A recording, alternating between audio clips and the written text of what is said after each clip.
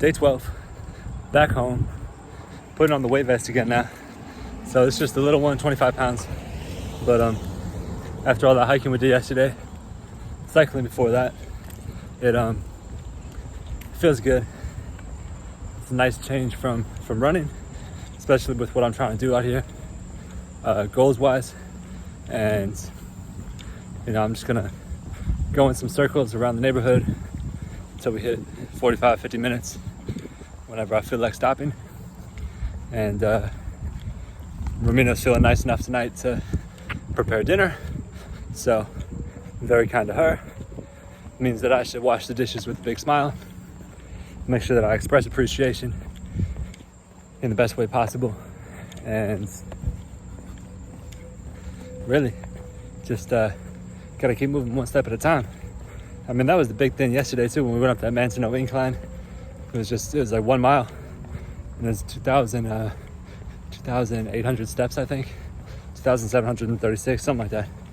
But it was just right foot, left foot, and that was it.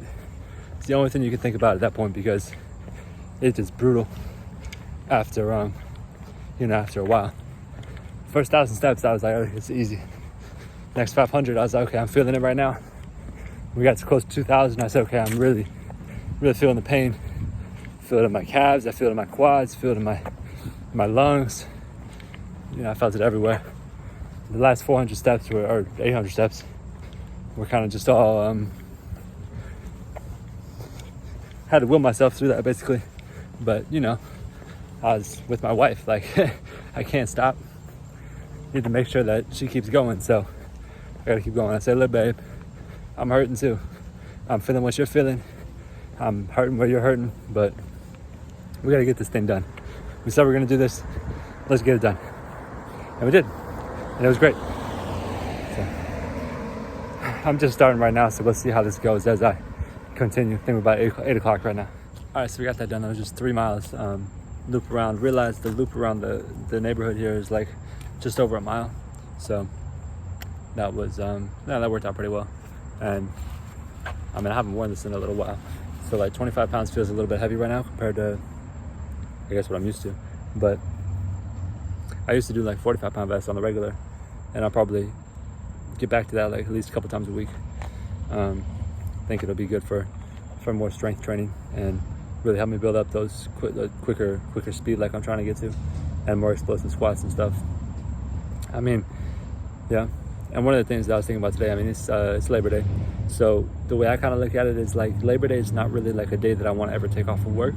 I want to do pieces of work that's going to push me forward, for one, but then also make it more of a reflective type of thing. Like, am I spending time and energy work-wise where I want to be to push me towards the goals that I have?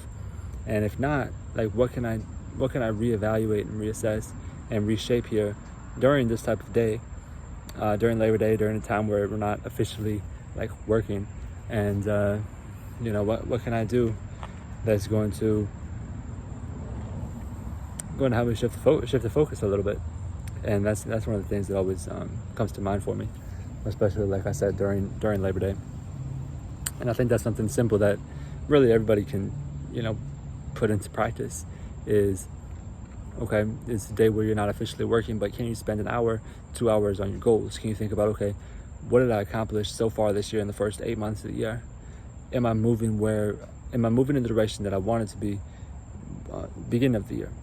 And if not, what type of changes do I need to make? What do I need to add? And more importantly, what do I need to subtract? Because a lot of the time it's just subtracting stuff that's more necessary than adding stuff. We can add stuff all day, but if you're going to tennis lessons twice a week, basketball lessons 3 times a week, baseball lessons twice a week, soccer lessons 3 times a week, and golf lessons twice a week, which sport are you really going to get good at? You're not really going to get particularly good at any of them unless you started out good at one of them. And that's the same type of thing that's the same type of concept with most areas of life, that you can't really get exceedingly good at something or undeniably good at something if you're doing everything else at the same time. If you're only doing one thing, then yes. If you're only doing 2 things, then you can probably get pretty good at both of them. But if you're doing 7 things, it's going to be tough to get really good at everything. Ultimately, you have to pick and prioritize, and that's what I think that Labor Day should really be used for, which it's not. It's like a Labor Day, like barbecue, like picnics, like whatever. Like that's cool. You know, I commend that and I applaud that. Take some time for that for sure, if it's desirable.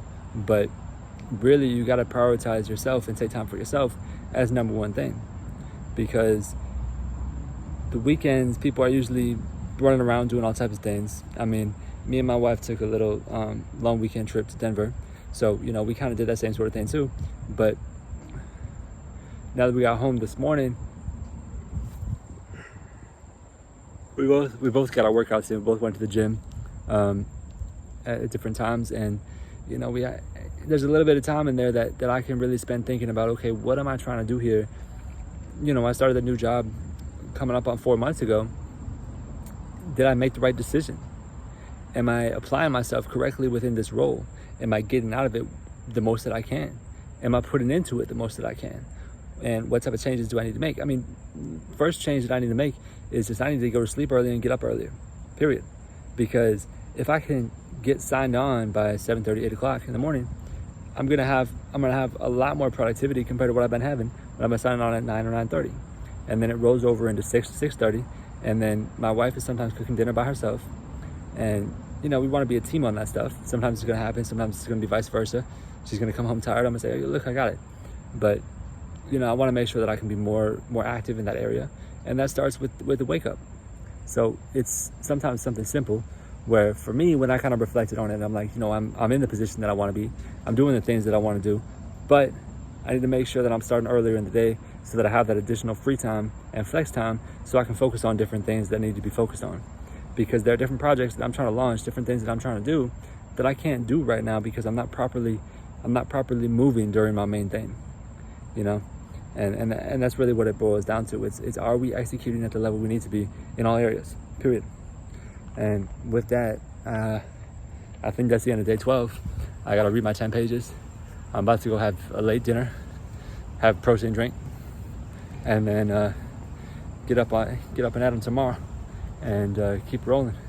So we'll see what happens. God bless.